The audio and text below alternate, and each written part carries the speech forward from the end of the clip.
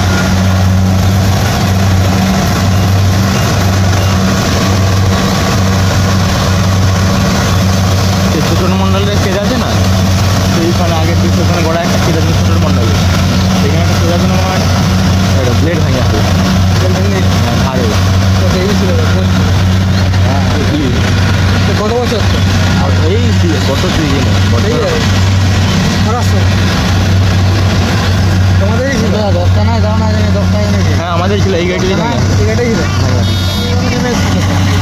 এবারে তো দুটি দাম ছিল, নিয়ে পালিয়েছি। এইটাই যাবো বলছি, এইটাকে কোথায় উঠছি আর কোথায় উঠছি না।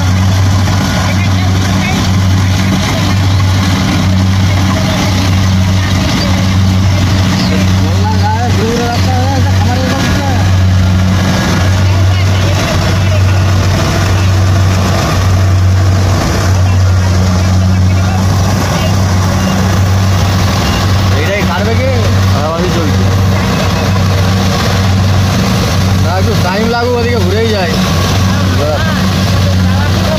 হ্যাঁ ওদিকে ঘুরেই যাবো, ডাড়া পড়ে যাবে।